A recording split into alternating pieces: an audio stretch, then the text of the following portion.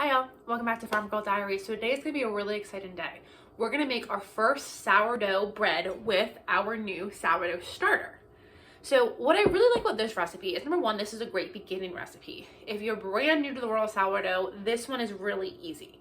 But two, I love it, even though I've been making sourdough for a year, I think I'm always going to come back to this bread over and over and over again because you can make it in one day.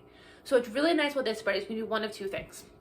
You can either make the dough the night before and have him proof overnight and bake him first thing in the morning, or you can do what I'm going to do. I'm going to make the dough this morning. He's going to proof all day, and then tonight when I get home for dinner, then I'm going to make him. So I have a fresh loaf of dinner for bread. And a lot of sourdoughs require that hands-on time. You got to come back in an hour or 2 hours or 3 hours. You got to knead, and it takes 12 to 15 hours of kneading to make sure you can get a good sourdough bread. This one doesn't need that. We're going to make the dough, let it sit. 15 minutes later, we're going to knead him, and then we're going to let him sit for 8 hours. It's going to be such an easy bread. This is definitely something you can do around your work day. You have a busy work day, you have a busy mom life or dad life. This is still something that you can do to have fresh bread on your table. It doesn't require a lot of hands-on time at all. So I'm going to bring you down here. We're going to get started making our bread. The first thing I wanted to say is when it comes to your starter, how does your starter work? So I kept him in the fridge with my last feed-in, and I got him out of the fridge yesterday morning. So it is Saturday at 7:30. I got him out yesterday morning, probably around 6 a.m. when I left for work. Get him out. I let him rise and fall all day. When I got home, somewhere between 5 and 7, just whenever I had time, I fed him. And he's been rising overnight, and he's starting to fall now. If you want a more sour bread, you can use your starter straight from the fridge. You don't need to feed him. But I like a little bit more of a milder flavor, so I like my starter to kind of just have eaten. So that's how I do. Get him out of the fridge, let him sit for a couple of hours, feed him, and let him start rising and falling, and now he's ready to use in my bread. So let me bring you down here and we'll get started. We're gonna start with our starter. We want 90 grams of our starter.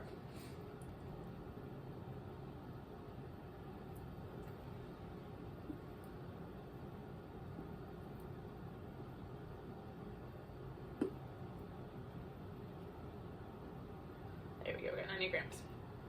And then what's really nice about this starter, because we made so much, I still have a lot of starter left in there. I can just put him back in the fridge. I don't need to refeed him right now because he's still in that feed-in process. So if I only want to make one loaf of bread and I don't want to make two, I can just throw him back in the fridge and get him out whenever I want to get him out again and use him. So put him to the side. 90 grams of starter. And then I want 385 grams of water. 300 and what? 85. I did just a smidgen too much, of course. It wouldn't be a cooking video if I didn't over pour. Now I just want to get these guys whisked together.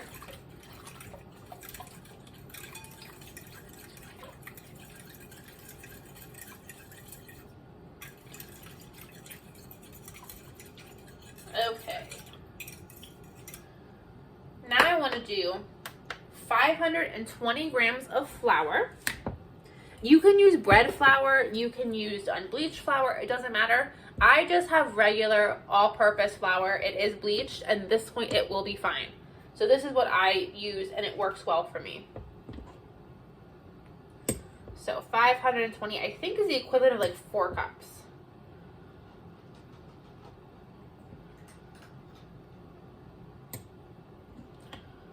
Just keep going.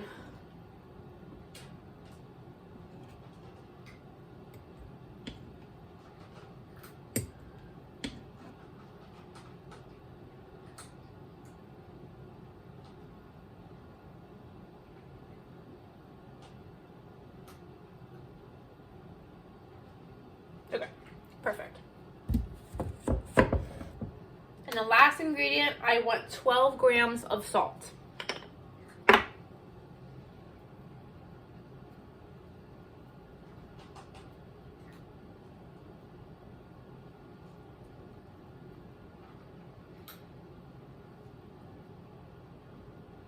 Perfect. 12 grams. And now we're just going to get this guy mixed together.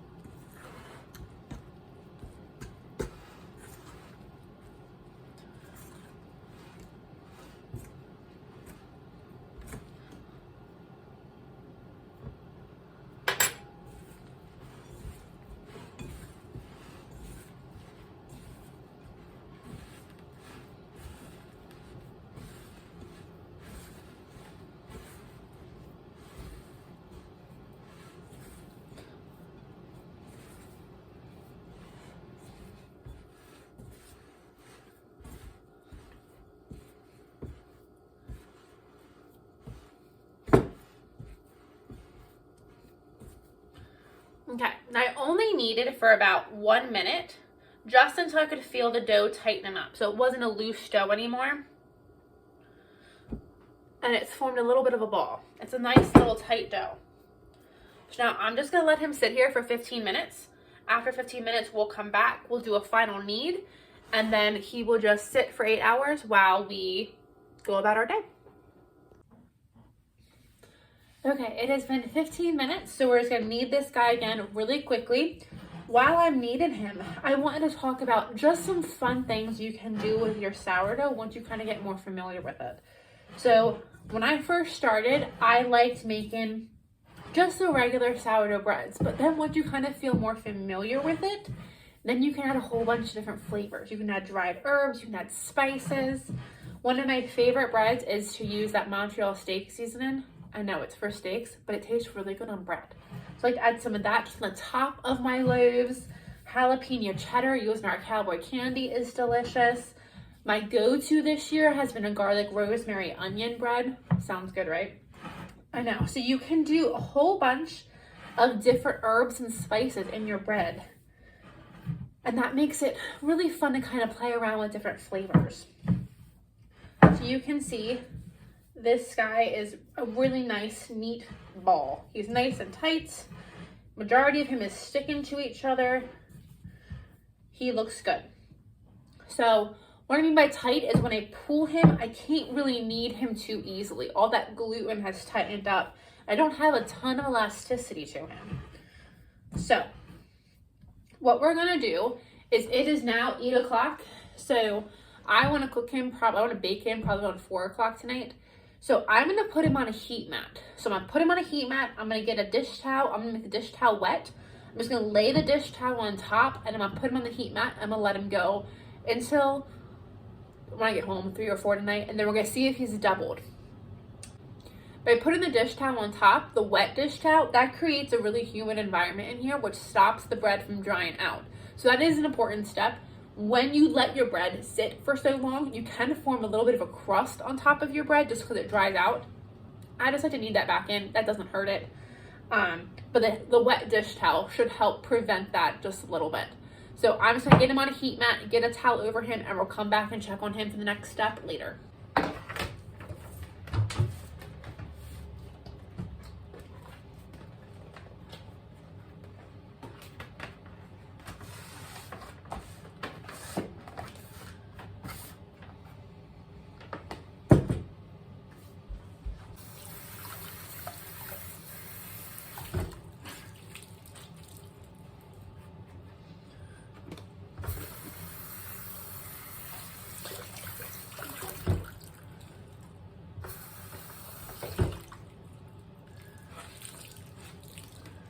Now, you don't need to use a heat mat. You can just put it on your counter.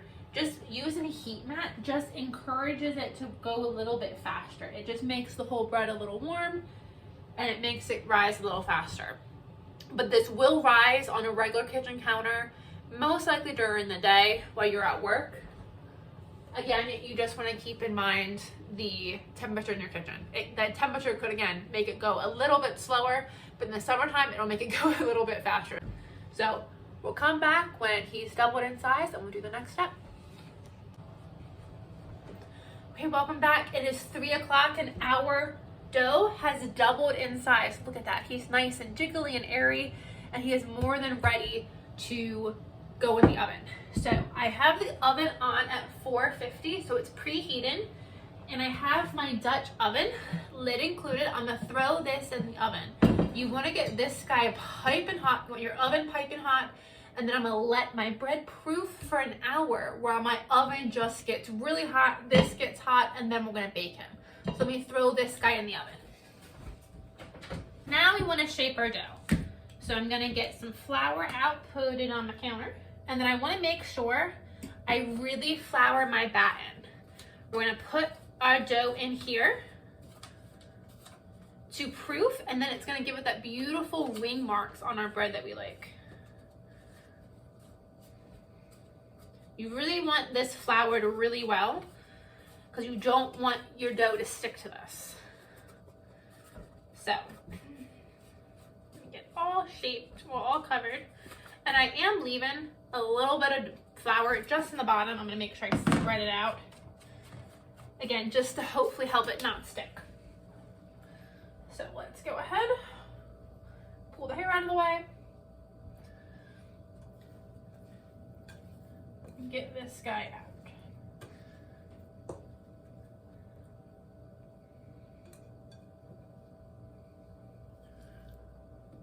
All of that dough. Put that right in the sink. Now we're gonna give a couple more rises and folds. A quick knead. I'm gonna go around this once. And then you kind of just want to start shaping it. So you're going to shape it with all your gunk on the bottom and the pretty round part on the top. Just kind of want to fold everything, just fold it under until you have a beautiful round ball on top. And I've never actually used this, so we're going to try to use this the first time. But you can just use your hands. I like to just kind of go like this and kind of toss it around. But you can go and grab one of these. When I ordered my batten, when I ordered my sourdough kit, I got a batten, I got this, and I got a razor that we're gonna use to score him. So, go under. So I got all of this in one kit. And you wanna do this and make this really beautiful ball of dough. You want the top to be nice and smooth.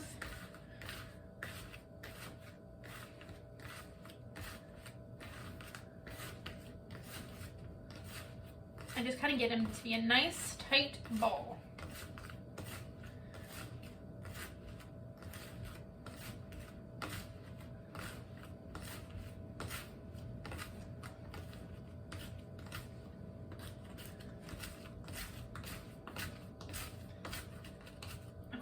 Let me bring you down here and show you what he looks like.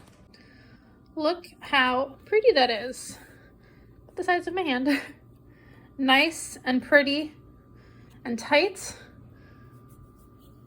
Nice and pretty and tight. So now I'm gonna get him into my batten. Okay.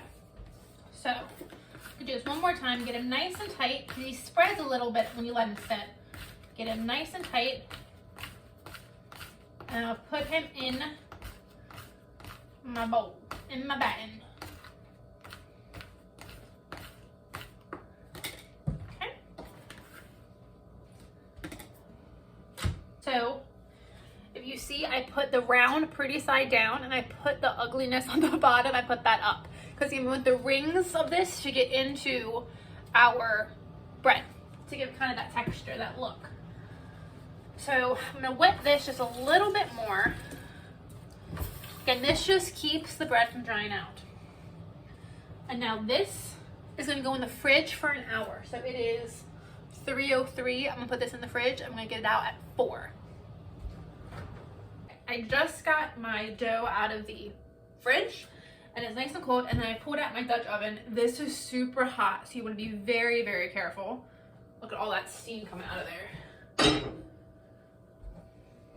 So what I like to do is I like to put a little bit of cornmeal on the bottom of your Dutch oven because it just helps kind of give your bread a little bit of a layer on the bottom, so it helps prevent sticking. That's what I like. So I just put a little bit down there, and then here you want to work quickly because that cornmeal will burn. So I'm gonna take this, dump him out onto my hand, and transfer him to. Perfect. That worked out great. Let me bring you down here and show you what that looks like. Look at those beautiful rings. I love it. So now we're gonna see if I can do this with one hand. Take my razor and I'm just gonna be really careful. You can cut it however you want. I'm gonna try to get a really nice ear on this one. And this razor is incredibly sharp, so you do want to be careful. Okay.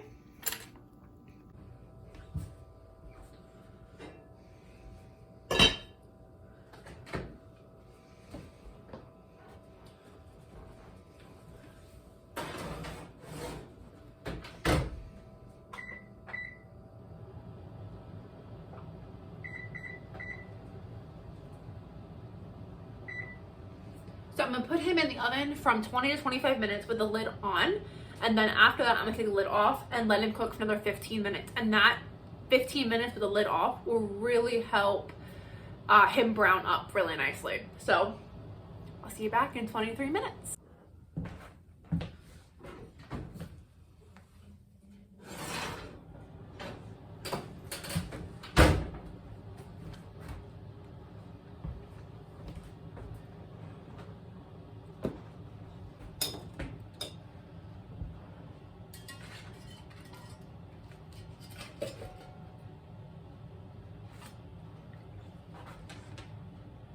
That ear, that's like the best ear I've had yet. So this is an ear where it rises and you get that big like lift. Look how pretty. This is really hot, so we're gonna put this down. That is it. How excited, it looks so great. Okay, now I wanna put it on a cookie sheet, like a bacon rack, cookie rack. And this way it cools from all sides. I'm getting ready to go out to dinner, so I won't be eating it tonight. So I definitely want to make sure that as it cools, it's not sweating, and that would make it soggy and gross. But I'm gonna let him sit and we're gonna cut into him later tonight or tomorrow. So I hope you guys had success too. If you guys didn't have success, just keep trying. I've made beautiful sourdoughs like this, and I've made some really crappy ones. So kind of figure out what you did wrong. Did you not knead it long enough? Did you knead it too much? Did you let it sit too long? Did you not let it sit long enough? So all of these things can play a part in how your bread is at the end, the final result. But it is 5:04, and I started this bread I think at 7:30 this morning. So it's 5:04, and I have a fresh sourdough ready for my dinner. If I was staying home to eat dinner. But I think it's really exciting. So I hope you guys are having some success too. And if you are, make sure you are tagging me in your breads. I would love to see them. And this is our first one. Let's see what we make next. I wanted to clarify some things that I mentioned in my very first video when we started this whole Let's Talk Sourdough experience together. So with sourdough, there are recipes you need to follow, but then when you kind of been making a few of them, you know what to look for, you know what you want. So with this particular sourdough, with this loaf in general, I put it in the oven for 450 for 25 minutes, took the lid off, put it in for 15. When I pulled him out, he was done, but he was still a little pale. We take a look at him now. I like when they get a little darker. You could say even have a little bit of a burn mark on here. I'm okay with that. But I like when they get a little golden. So just because the oven says it's done, you could always leave it in a little bit longer to get that dark golden color, which is what I did. So I ended up leaving him in for an extra 7 minutes. And that, I honestly could have gone longer. I do like them just a hair darker than this normally, but I'm really happy with how he turned out. So I just wanted to add that on to the end of this video. Play with it how you feel you want. If you want it to be a little darker, go for it. If you like it a little less dark, then you're good too. But all you want to do is make sure that the inside is done, and he for sure is. He's light, he's not dense, he's not heavy. When we cut into him, we're gonna be really surprised, or really happy, not surprised, but happy. You do want to let him cool for about 15-20 minutes before you cut him, just so everything kind of settles. If you cut him too early, you could just kind of break the airiness that happens in the bread. So let him cool a little bit, and then you could definitely serve him for your dinner. That's it. I'll see you guys in the next video.